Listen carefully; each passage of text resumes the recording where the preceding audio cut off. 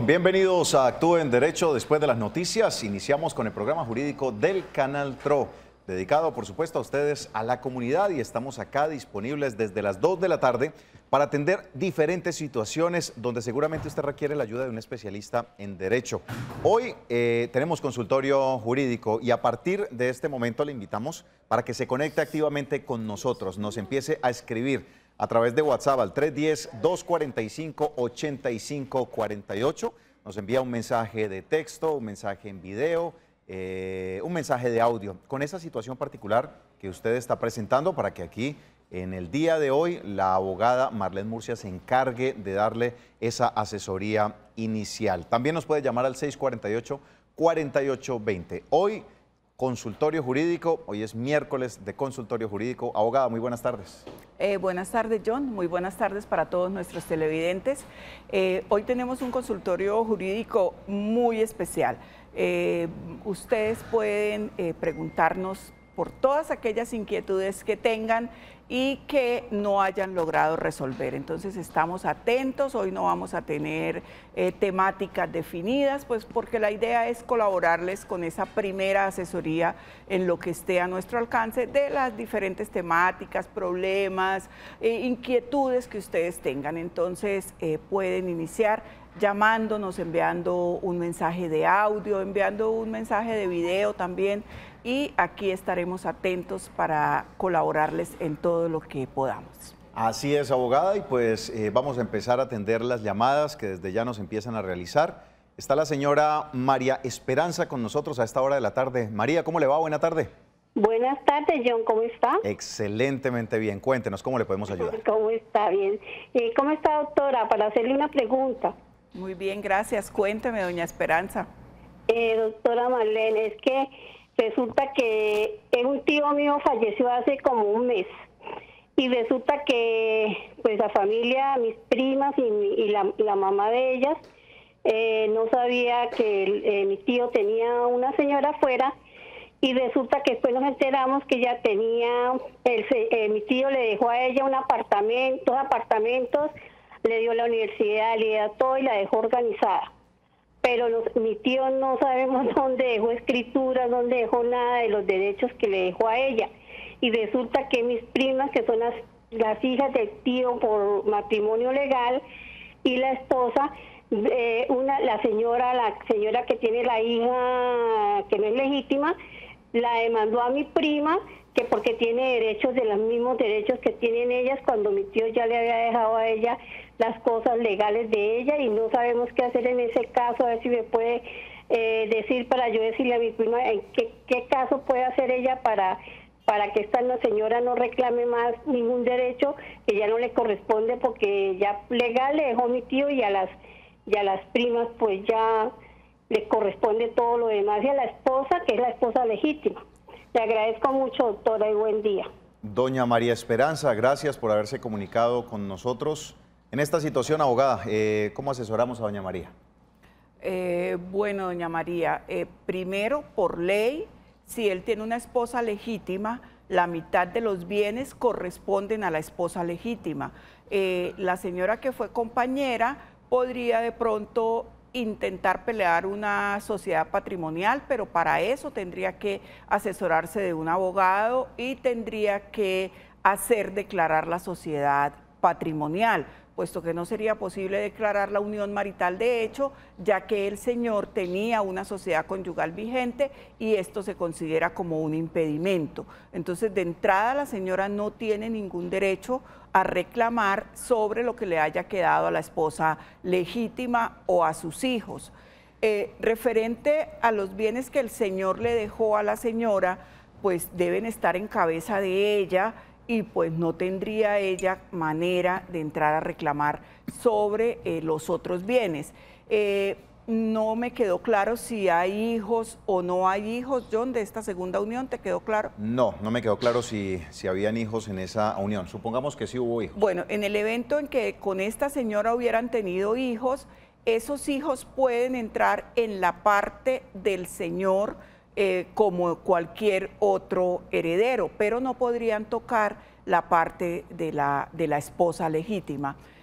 Yo le sugiero que se asesore de un profesional del derecho, un abogado especialista en derecho civil, que le pueda tramitar esta sucesión, que mire los documentos, porque hay que mirar los documentos, hay que realmente hacer un estudio de los títulos que tiene la señora, de los títulos que tiene el señor, para saber qué podría la señora eventualmente reclamar.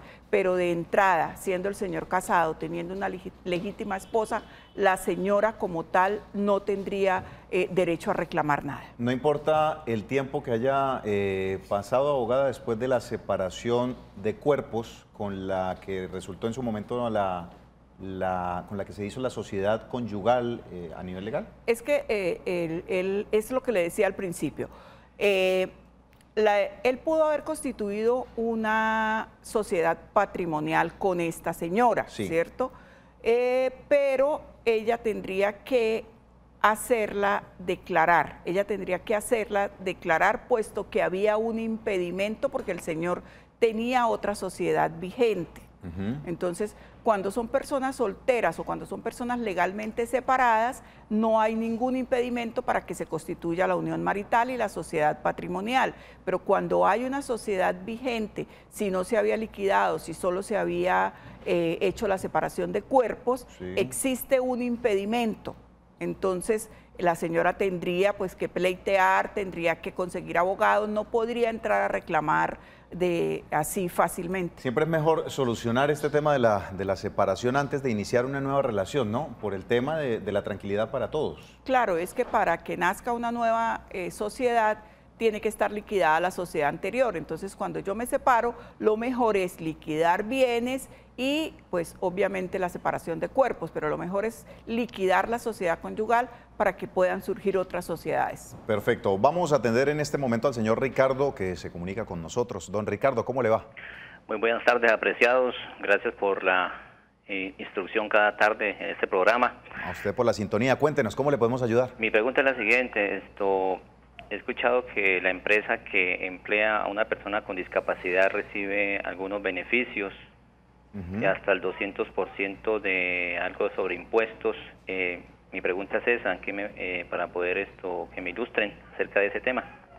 Don Ricardo, muchísimas gracias por su inquietud. Hay un buen ejemplo de este tipo de prácticas que se están haciendo en un centro comercial en Bogotá, donde muchos de los guardas de seguridad, infortunadamente por una situación de la vida, pues están en silla de ruedas y son ellos los que están prestando el servicio. No tengo la claridad si esto les da un beneficio adicional a quienes contratan o tienen esta buena práctica dentro de sus empresas a nivel de impuestos, a nivel de reducciones. ¿Qué sabe usted, abogada?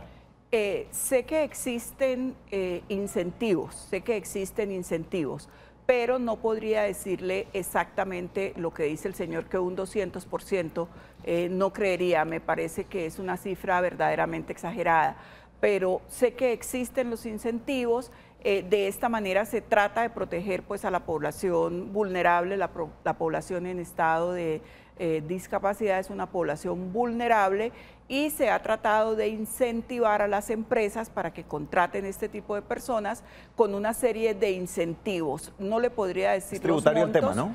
Sí, hay incentivos tributarios, hay diversos incentivos. ¿A quién le podríamos preguntar de pronto? ¿A un contador podría tener la claridad sobre esto? De pronto un contador podría tener la claridad, un revisor fiscal. Un revisor fiscal. Un abogado, también un abogado tributarista podría tener nunca hemos hecho un consultorio de tributarios. Bueno, sería hay que revisar, a propósito de lo que nos está preguntando don Ricardo, tener la oportunidad de traer un tributario acá. Sí, claro, un abogado tributarista, porque hay muchos temas en impuestos que las personas desconocen. Es más, uno como abogado no conoce toda la normatividad en temas de impuestos, entonces los abogados con especialización en tributario son los que conocen los temas, pero sí hay incentivos, para decirle al televidente, sí es cierto, sí hay incentivos. Además que independientemente del incentivo está esa buena fe de la confianza, pues para que nos demos cuenta que no es la discapacidad, incluso a veces es mental en cuanto a quienes ven a este tipo de personas que pasan por estas situaciones. Qué bien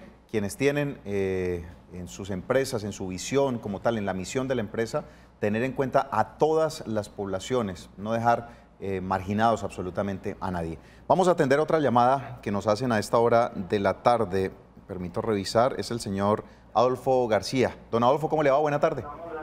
Buenas tardes, doctor. ¿Cómo me le ha ido? Muy bien, gracias. Cuéntenos, ¿cuál es su inquietud? Doctor, una preguntita. Es que resulta que yo soy pensionado de la policía. Sí. Y tengo una hija fuera del matrimonio. Entonces, ella ya tiene 21 años de edad. Tiene esposo y tiene una niña ya. Tiene una vida organizada. Sí, y ella me dice que está estudiando. Ella vive en Ibagué ahorita en este momento. Estudia que en la universidad los días sábados, pero a mí me están haciendo descuento por nómina, entonces quería averiguar si puedo seguir, que me pueden seguir haciendo el descuento o qué debo de hacer. La pregunta es si usted ya quiere suspender ese pago. Sí, a ver si lo puedo suspender porque ella ya tiene esposo, tiene una hija. Muy bien. Tiene 21 años. Bueno, muchísimas gracias, don Adolfo, por comunicarse con nosotros. Ante esta situación, abogada, aún requiere el padre cumplir con ese compromiso de los alimentos cuando su hija, mayor de edad, me dice que se encuentra estudiando, pero ya tiene un hogar. ¿Aún es responsable el padre sobre esta manutención? Bueno, aquí hay dos situaciones que hay que analizar.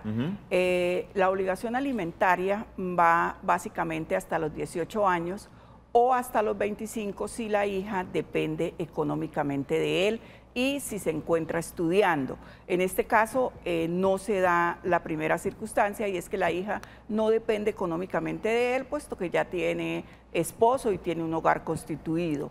El señor dice que es pensionado de la policía, yo creería que le hacen el descuento a través de la nómina de la policía. Entonces, este descuento tuvo que ser ordenado por un juzgado. Entonces, lo que usted tiene que hacer es iniciar un proceso de exoneración de cuota alimentaria, alegando pues que la niña ya tiene esposo, que no depende económicamente de usted, y además para que se configure la obligación cuando los hijos están estudiando, tienen que estudiar un número de horas que cope todo su espacio, que no les permita trabajar. Si ella estudia solamente los sábados, yo creería que esta condición no se da. Entonces yo le sugiero que tienen necesariamente que contratar los servicios de un abogado para que inicie un proceso de exoneración de la cuota de alimentos para que se levante esa medida, porque esa medida que fue impuesta sobre su nómina pensional debió ser impuesta por un juez y es solamente un juez el que puede ordenar que esto se levante. Bueno, bien importante tener la claridad sobre esta situación. Vamos a contestar también los mensajes que nos envían a través de WhatsApp. Nos dicen lo siguiente: muy buenas tardes. ¿A los cuántos años debo empezar a pagar la pensión si soy independiente? No tengo problema, muchas gracias. Vea, esta pregunta fue la misma que yo hice, que estábamos hablando con nuestro abogado especialista de esta semana, que fue Samuel Villamizar, y también con Jesús Rodríguez, que también estuvo hablando sobre esta temática, donde no saben en este momento quienes están trabajando como independientes cuál es la edad idónea para empezar a cotizar pensión. Pues muchos dicen, ¿para qué la voy a pagar si no me voy a poder pensionar? En este caso, abogada, recordémosle a la gente, a cada una de las personas que inician su vida laboral, ¿desde qué momento es conveniente? Bueno, aquí tenemos que tener en cuenta dos situaciones. Cuando usted inicia la vida laboral, se supone que debe cotizar 1.300 semanas, que son alrededor de 23 años, 25 años, 1.300 semanas. Aproximadamente. Cierto. Entonces, si usted cotiza al fondo de Colpensiones, o sea, al fondo público, pues usted debe calcular más o menos su edad y cuándo completaría las 1.300 semanas, pero siempre y cuando también complete la edad de pensión. O sea, si usted tiene 25 años y empieza a cotizar a los 25 años, tendría 50 cuando termine de cotizar. Y si es mujer, se pensionaría a los 57, si es hombre, se pensionaría a los 62, sí, ¿cierto? Entonces también tendría que tener en cuenta eso. Si usted está en un fondo privado, la finalidad del fondo privado es que usted alcance un monto de capital sin importar la edad. Entonces usted debería iniciar a cotizar, si es en un fondo privado, lo más rápido que pueda, con el mayor ingreso que pueda, para que complete el capital y pueda pensionarse antes de la edad. Ahora, si él desea desde el mismo momento que empieza su vida laboral, lo puede hacer, ¿no? Y claro, completar. La preocupación que hay después de eso, que era lo que usted mencionaba en tema de semanas, es que muy pronto alcance la cantidad de semanas, las 1.300 semanas, y todavía le falten, no sé, unos 12 años por empezar y digo, bueno, ¿y qué pasan con esas otras semanas? Que es lo que constantemente nos preguntan. Sí, lo que ocurre es que si es independiente, pues puede cotizar cuando quiera. Pero si es independiente que trabaja para una empresa, que presta servicios a una empresa, muy seguramente la empresa le va a pedir el pago de seguridad social. Entonces tiene que empezar a pagar cuando inicie su vida laboral. Pero si es totalmente independiente, sí puede pensar en diferir el inicio de las cotizaciones para que no se presente lo que tú dices, que sobran semanas y que después esas semanas no se sabe qué pasa con ellas. Lo importante de enviar el mensaje que nos han solicitado los abogados especialistas es que sí hay oportunidad de pensionarse. Solamente hay que revisar los tiempos para que usted vea más o menos desde qué momento es prudente empezar a hacerlo, pero que sí hay oportunidad de pensionarse. Vamos a atender al señor Luis, que se encuentra en línea. Don Luis, ¿cómo le va? Buena tarde. Don Luis. Muy buenas tardes. ¿Cómo le va? Bien, doctor. Bueno, cuéntenos, ¿cuál es su pregunta? Hay una preguntita sobre pensión. ¿Se podrá hacer la consultica, doctor? Sí se puede hacer la consultica, abogada. Claro que se puede hacer. Se puede hacer, don Luis. Lo que ocurre es que estamos trayendo a un especialista todas las semanas porque este tema es muy amplio, pero si está dentro de mi esfera de conocimiento, con mucho gusto. Cuéntenos, don Luis. A ver, la preguntita es leve. La sentencia que tumbó el subsidio para la esposa del pensionado, ¿tiene retroactivo hacia atrás o simplemente a partir de la fecha se le da a quienes tengan ese beneficio? Por norma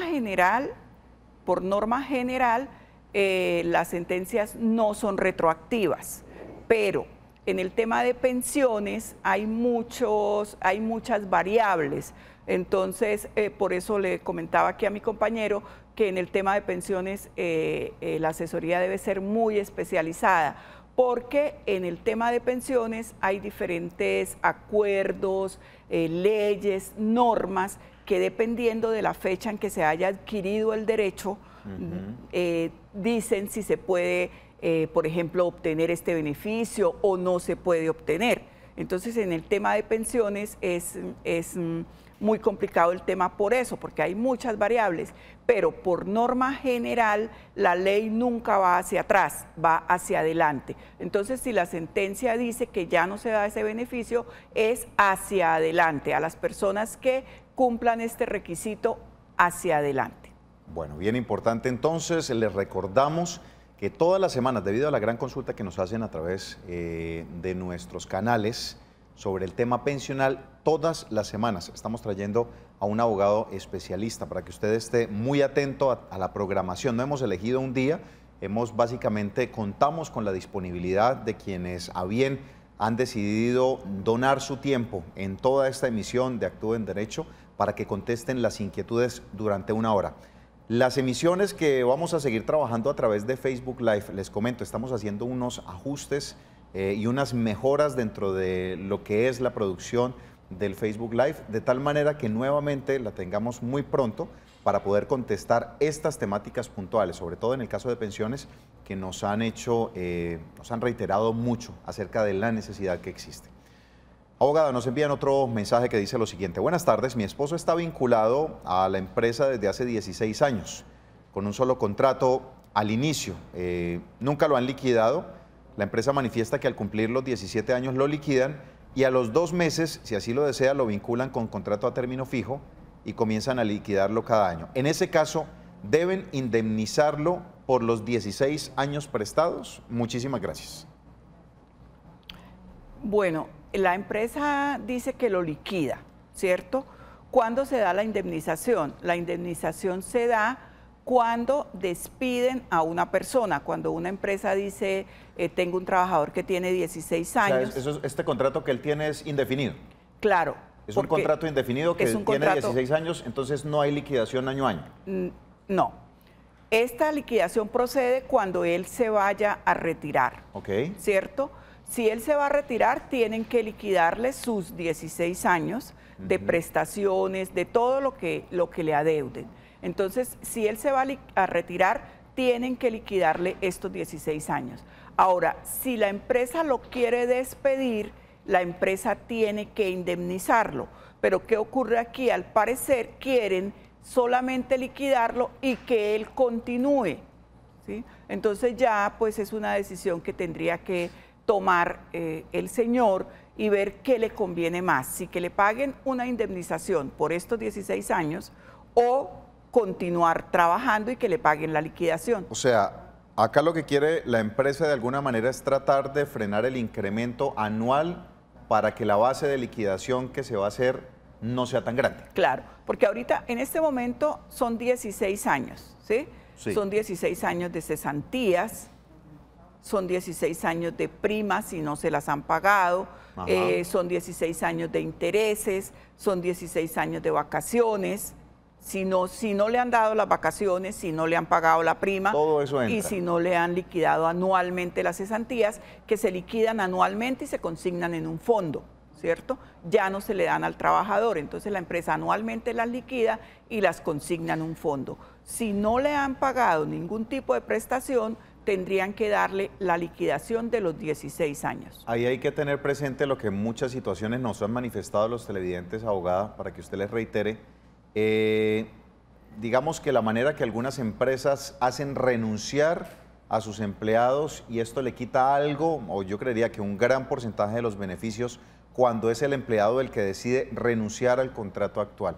En este caso, debe evitar este televidente renunciar y esperar que si se quiere hacer un cambio de contratación, ¿lo despidan? Es que ahí es donde también entra el tema de la conveniencia.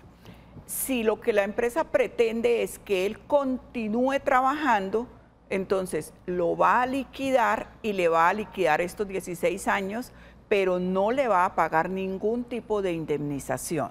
Si el señor renuncia, la empresa lo liquida y lo vuelve a contratar, él ya pierde el derecho a la indemnización. Entonces tiene que tener en cuenta eso, qué le conviene más, ¿cierto? Ahí tiene que analizar qué le conviene más. Si que le paguen su liquidación y la indemnización, y muy seguramente la empresa no lo vuelve a contratar, o que le paguen su liquidación y lo contrate nuevamente. Ahí llegan a una negociación. Tienen que llegar a una negociación. Dice, mire, si yo lo despido, posiblemente le tenga que pagar este valor. Sí. Yo lo que le ofrezco es, este valor, renuncie y lo contrato nuevamente el otro año y vamos liquidando año a año. Exactamente. Esas son las negociaciones que hacen las empresas. Esa es la negociación. Pero lo que sí debe tener en cuenta el televidente es que si él renuncia, ya no tendrá lugar a la indemnización por despido. Sí tiene lugar a las prestaciones sociales, porque esas sí son de ley. Entonces es una decisión que tiene que sopesar y analizar el televidente. Bueno, bien importante, y a esta hora de la tarde tenemos una mención. Si usted está pensando en arrendar, está un poco inquieto sobre cómo debe hacerlo,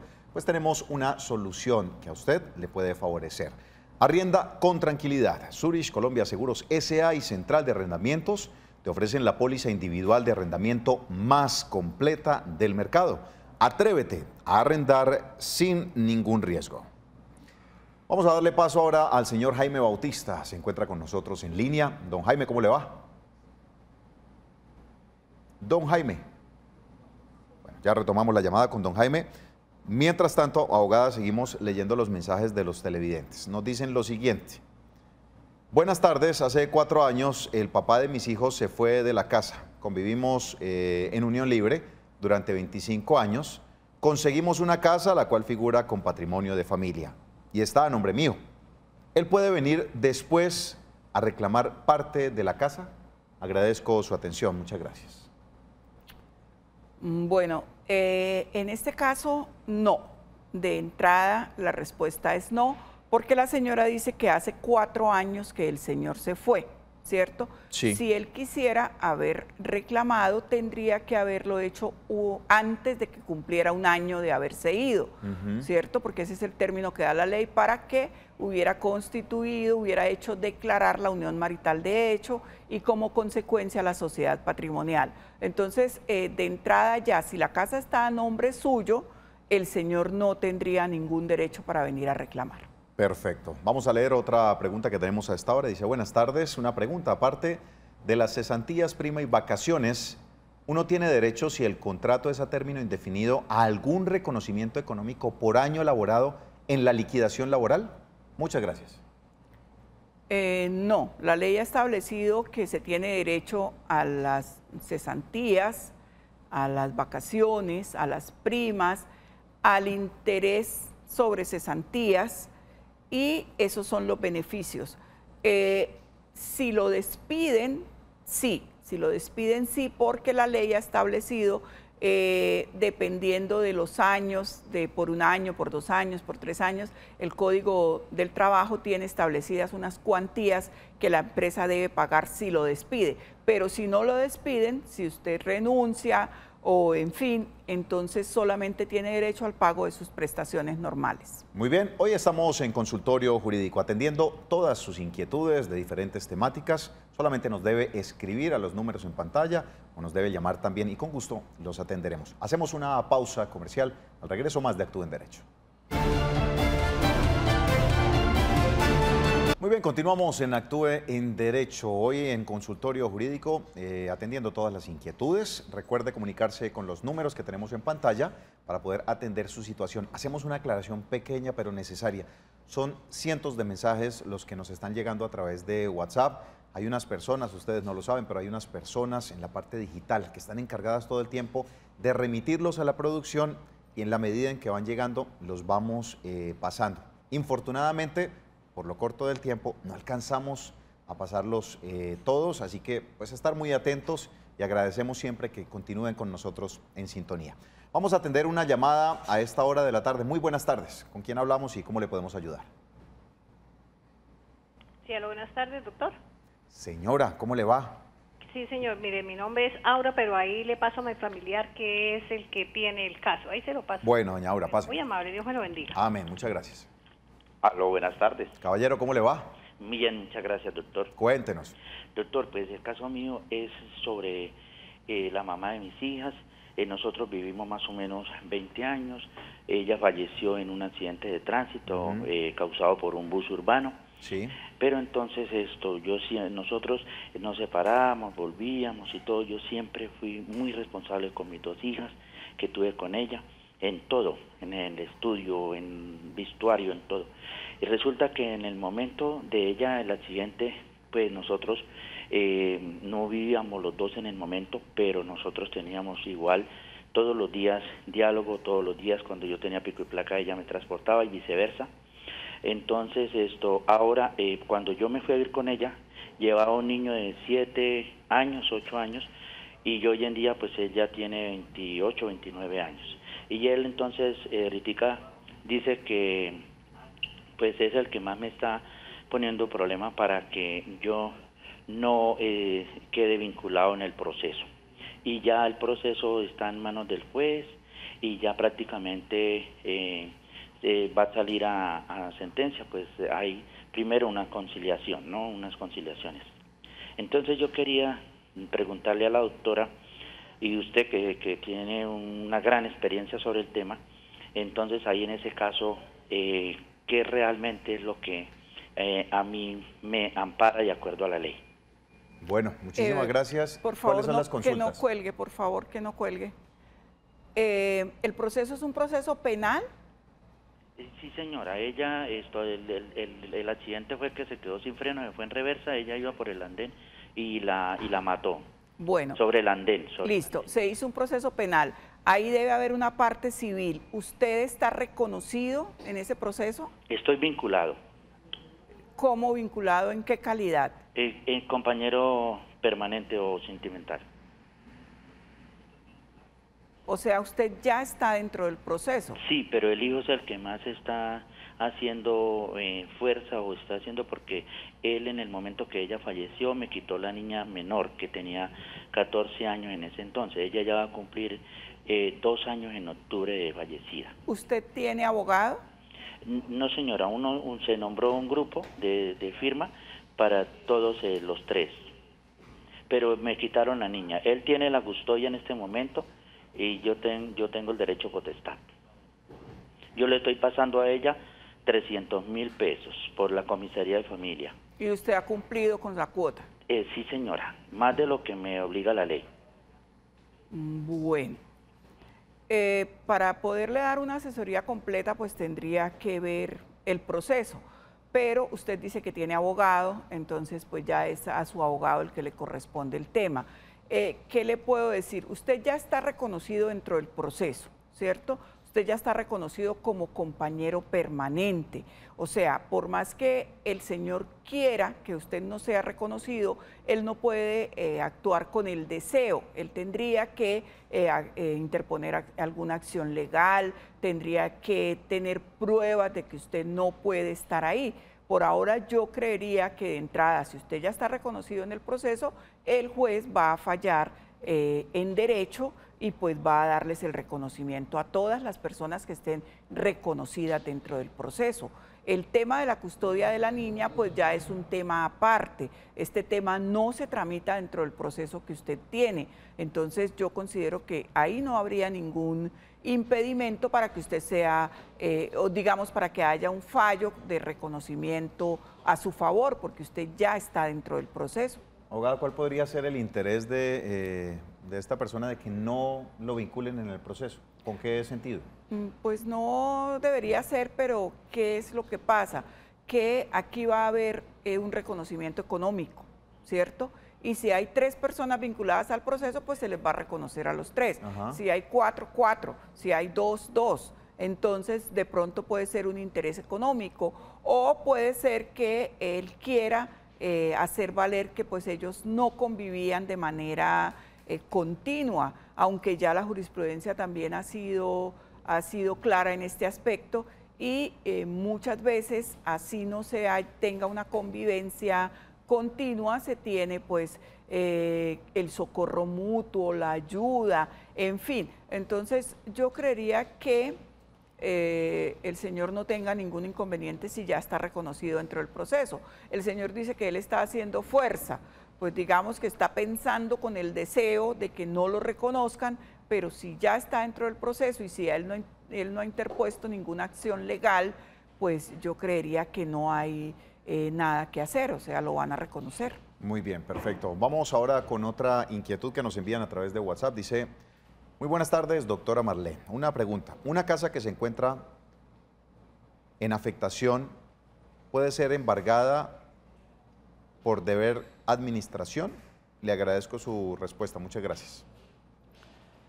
Bueno, la medida de afectación familiar busca proteger la vivienda de los menores. La afectación familiar se da cuando se compra una vivienda que va a ser pues la vivienda del hogar, de los hijos. Entonces esta es una medida que busca protegerla. Se supone de entrada que una vivienda que tiene afectación familiar no puede ser embargada. Bueno, perfecto. Tenemos otro mensaje a través de WhatsApp. Mire, este mensaje hace parte de los que le comento yo, que mucha gente que nos empieza a escribir, infortunadamente en el tiempo cuando lo mandan, pues no los podemos porque son muchos. Dice: buenas tardes, desde hace días he mandado mi inquietud y no me han respondido. Mi pregunta es la siguiente: mi esposo es un paciente psiquiátrico. Cuando va al médico es una angustia porque el personal que atiende es muy indolente. ¿Cómo quisiera saber si hay una ley para que tengan caridades, paciencia con esta clase de pacientes? Muchas gracias. Bueno, esta es una problemática que se evidencia mucho en los servicios de salud. Las personas que prestan estos servicios, pues también tenemos que tener en cuenta que son humanas, que se cansan, que a veces no tienen la suficiente paciencia. Esto es cierto. Me consta, pues porque presté servicios en una institución de salud, que a este personal se le dictan capacitaciones, digamos que se trata de humanizar la prestación del servicio, pero que exista una ley que los obligue, no tengo conocimiento. A ellos se les capacita, se les dan charlas, se les dictan talleres para que traten pues al paciente como una persona humana, respeten su dignidad, en fin, pero que exista una ley no tengo conocimiento.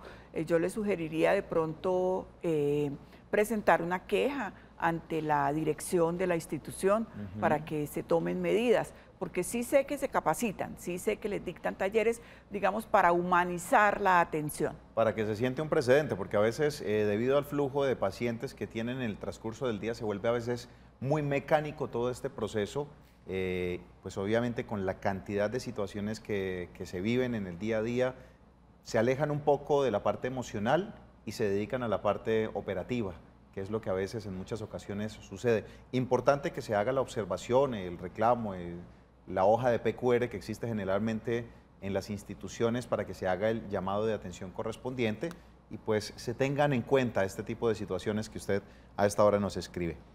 Hay otro mensaje, nos dicen lo siguiente: muy buenas tardes, mi inquietud es que tengo un niño de 13 años, me separé hace 7 años. El papá lo que me pasó de manutención por 1 año después de la separación y no me volvió a colaborar. ¿Puedo demandar de nuevo y que me dé lo que no ha dado por los años siguientes? Muchas gracias.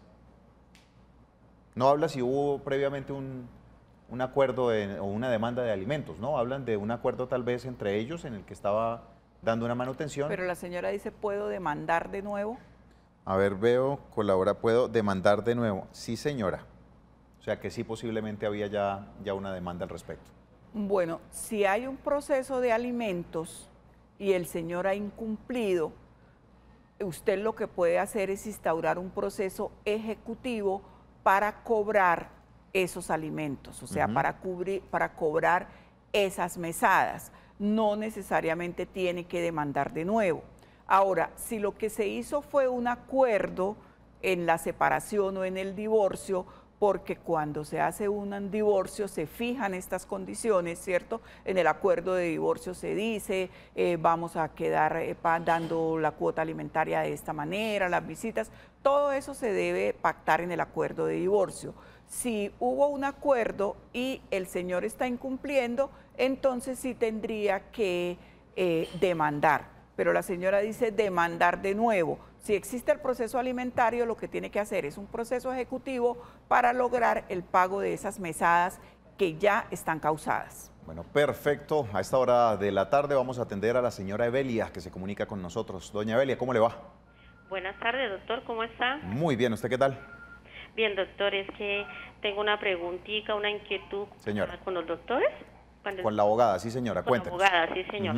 Lo que pasa es que, mire, a mí me realizaron una histerectomía abdominal el 25 de abril de 2013, ¿sí? Sí.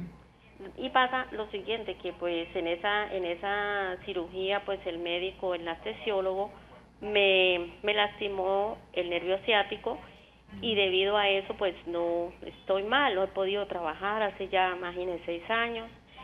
Yo llevé ese caso a Ética Médica, la Tribunal de Ética Médica. Yo conozco de una demanda, pero hasta ahora pues no me han dado respuesta ninguna, ¿sí? Pero allá me dijeron, hace como 1 año que fui a preguntar porque no he vuelto a ir porque voy y nada que me dan respuesta. Y allá me dijeron que la única solución que pues podía tener allá era, sí, que sancionaran el médico, porque esa cirugía me la realizaron en el Hospital Local del Norte y no he tenido respuesta. No he podido trabajar, ya tengo más 6 años cumplidos que pues no puedo trabajar porque perdí la movilidad de mi pierna, sí, tiene muy poquita fuerza. No puedo trabajar, es mucho el dolor, la molestia. Entonces, esa es mi pregunta para la doctora. ¿Yo qué puedo hacer ahí? Si hay que hacer algo o colocar una demanda o qué tengo que más hacer, porque es que en Ética Médica no me han dado respuesta ninguna. Bueno, muchísimas gracias, señora, por su comunicación a esta hora. ¿Qué le orientamos, abogada? Yo le sugeriría que contrate los servicios de un profesional del derecho. ¿Por qué? Porque sí, efectivamente el Tribunal de Ética Médica, ¿qué hace? Sancionar al médico, ¿cierto? Sí. Pero no habría una reparación para usted.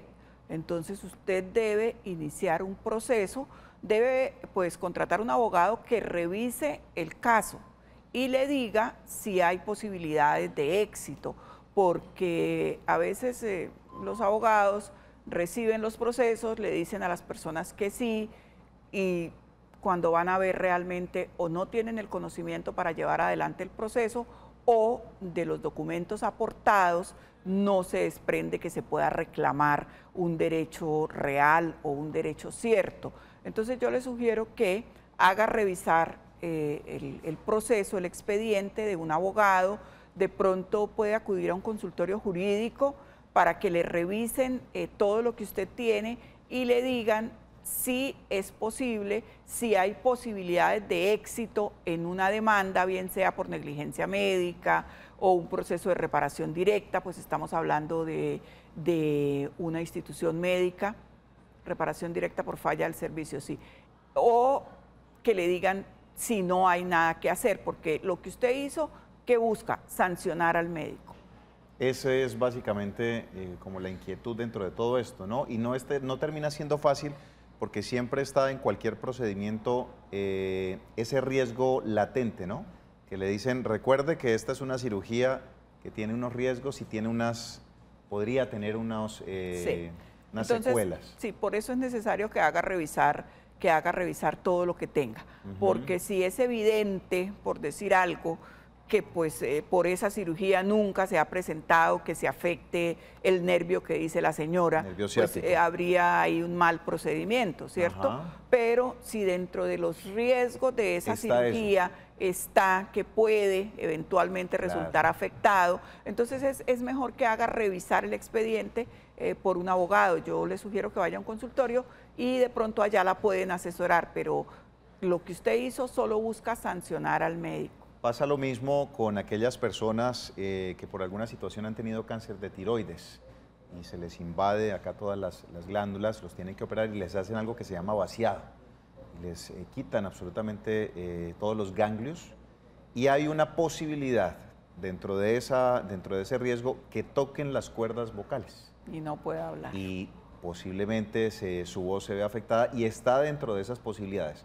Es baja, pero existe y está contemplada dentro de los riesgos. Entonces esa es una de las cosas que hay que analizar. Primero tendrían que analizar la historia y ver si dentro de esos riesgos estaba ese o no.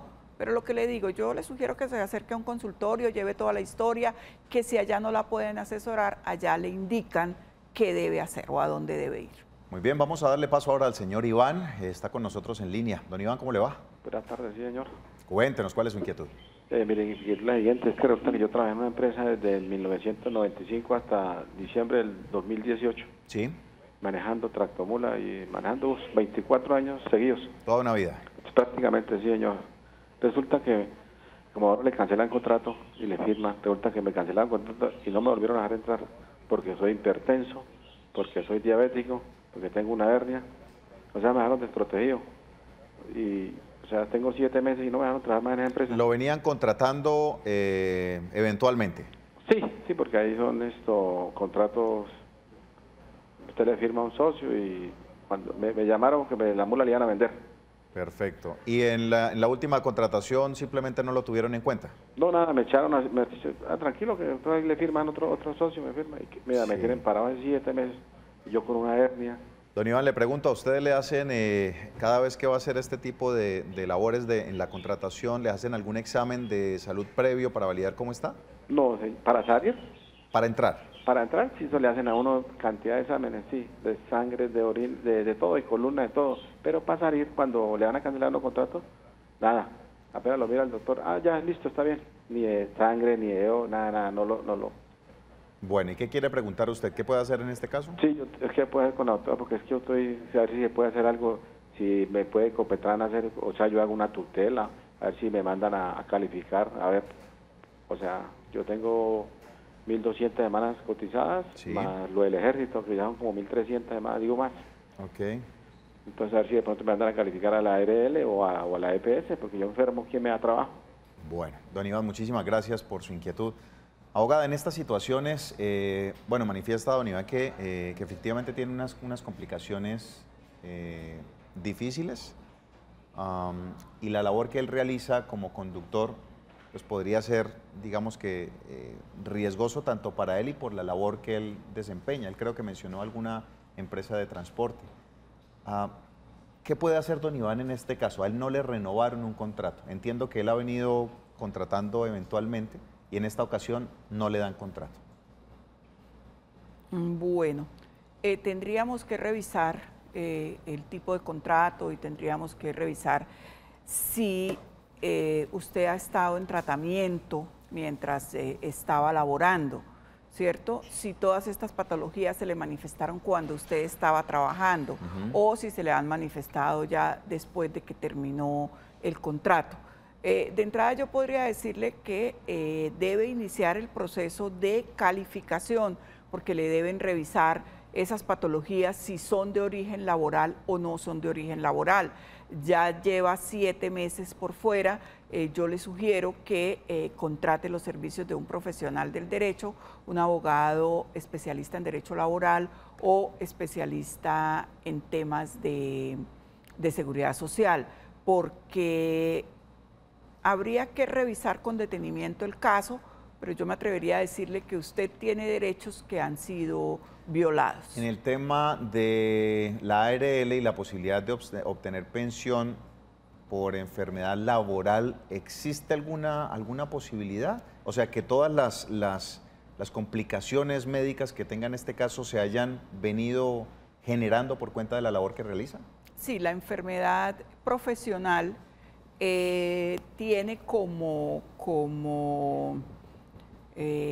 causa que se haya dado con ocasión o por causa, valga la redundancia, del trabajo. Entonces habría que ver, primero eso lo entrará a analizar la ARL, si por decir algo la hernia se le dio por estar todo el tiempo sentado, por cargar, por llevar cargas superiores a su capacidad, en fin, tendrían que entrar a analizar. O si esto es un deterioro normal que se da no con ocasión del trabajo y estaríamos frente a una patología de origen común, ¿cierto? Pero yo creo que se está demorando el televidente en iniciar los procesos de calificación ante la ARL, ante la EPS. Ellas en primera instancia lo califica una y si ve que es de origen profesional lo remite a la otra, en fin, pero creo que se está demorando. Ya han pasado 7 meses y no deje pasar el tiempo. Yo le sugeriría que contrate los servicios de un profesional del derecho. Muy bien, tenemos un mensaje de WhatsApp que nos envían los televidentes. Dice lo siguiente: muy buenas tardes, doctora. Tengo una hija de 18 años y vive con su mamá. Yo tengo una duda. Cuando ella ingrese a la universidad y no logre notas o calificaciones sobresalientes o pierda un semestre, ¿yo estoy obligado a seguir cumpliendo con la cuota de alimentos? Mejor dicho, si no rinde, no le cumplo, y si rinde, le cumplo. Es la pregunta básicamente de nuestro televidente. Pues, ¿qué le digo a nuestro televidente? La obligación alimentaria está establecida mientras el hijo esté estudiando hasta los 25 años, ¿cierto? Ahora, si porque pierde un semestre, digamos, ya eso es causal para que ella no continúe estudiando, por ejemplo, en el tema de los estudiantes que quedan PFU, que los sacan de la universidad, pues ahí cesaría la obligación porque el señor... la niña salió de la universidad, pero si ella reinicia otra carrera, ¿sí? Se reactiva nuevamente. Se reactiva la obligación, porque la obligación va hasta los 25 años. El tema no es de notas, sino de intención en seguir estudiando. Sí. Listo. Vamos a atender una llamada. La señora Gladys se encuentra con nosotros. Gladys, ¿cómo le va? Buena tarde. Sí, doctor, buenas tardes. Cuéntenos, ¿cuál es su inquietud? Doctor, mi pregunta es la siguiente. Mi padre falleció hace 4 años. Sí. Con la señora con la que él convivió pues hace como 30 años más o menos. Esto quedó una casa la cual no tiene escritura sino compraventa. Con la señora tuvo un hijo más un hijo que ella traía que él lo reconoció. Aparte de nosotros los hijos mayores somos 7. Entonces mi pregunta es la siguiente. Nosotros tenemos derecho de la parte de la vivienda que quedó. Muy bien, doña Gladys, gracias por su inquietud. Abogada, ¿esto es un tema de sucesión? Esto es un tema de sucesión. Si la señora dice que ahí es una compraventa. ¿Eso cómo es? O sea, no hay una escritura propiamente a nombre del señor. Exactamente. No se registró la escritura, pero la compraventa está a nombre del señor. Debería estar a nombre del señor, ¿cierto? O sea, no se han hecho escrituras. Puede que ya se haya cancelado todo el valor del inmueble, pero ¿no hay escrituras? Sí. Tendríamos que revisar el documento. Pero de entrada, si existe una propiedad que está a nombre de la persona que falleció, los hijos tienen derecho sobre esa propiedad. ¿Entraría ese inmueble en un proceso de sucesión? Pero habría que ver porque no se ha legalizado totalmente, no se ha completado la tradición. Entonces tendríamos que ver el documento, tendríamos que analizarlo para saber qué medidas o qué se puede hacer. Pero de entrada, por ley, sí, si existe un bien a nombre de una persona que fallece, sus hijos tienen derecho. Perfecto. Hoy estamos en consultorio jurídico. Vamos a hacer una pausa comercial y ya continuamos con más de Actúa en Derecho. Muy bien, continuamos en Actúa en Derecho, ya en la parte final. Abogada, me están preguntando un empleador acerca de la contratación de prestación de servicios. ¿Se deben o no se deben liquidar a estas personas o simplemente está justificado el tema del valor por el cual fue contratado? Bueno, frente a la contratación de servicios es necesario hacer dos tipos de diferenciación. Okay. La contratación de prestación de servicios está permitida por la Ley 80 para las entidades del Estado, para las entidades estatales. Es un tipo de contratación que está arreglada en la Ley 80. Entonces es una contratación perfectamente legal. ¿Qué ocurre? Pues que se ha distorsionado, ¿cierto? Y se ha convertido el contrato de prestación de servicios en un contrato a término indefinido porque se le da continuidad y se le da continuidad. En el tema de las empresas privadas, en el Código Laboral no existe este tipo de contratación para personas que cumplen una función permanente. Entonces, digamos que para el régimen público, para las entidades públicas, este es un tipo de contratación legal que se ha distorsionado, pero es un tipo de contratación legal. Son contratos reglados en la Ley 80. O sea, los de las privadas son contratos a término fijo. Son contratos laborales a término fijo o son contratos por obra o labor. ¿Esos se liquidan? Esos se deben liquidar. ¿Los de prestación de servicios no? No, porque usted lo contratan por contrato de prestación de servicios para realizar una determinada labor, le pactan unos honorarios por esa labor y esa figura no tiene lugar a prestaciones ni nada. Lo que ocurre es lo que te digo, se ha ido distorsionando esta figura. Bien importante tener la claridad. Abogada, muchas gracias por habernos hoy atendido cada una de las inquietudes de ustedes, los televidentes, y a ustedes, por supuesto, por estar conectados con nosotros cada día. Mañana a las 2 de la tarde nuevamente estaremos con más de Actúa en Derecho, más situaciones para que ustedes aprovechen este tiempo y, a bien quieran, podamos ser una guía dentro de esa situación que ustedes están necesitando. Un abrazo cordial para todos ustedes. Los dejamos en la buena compañía del Canal TRO. Bendiciones, feliz tarde.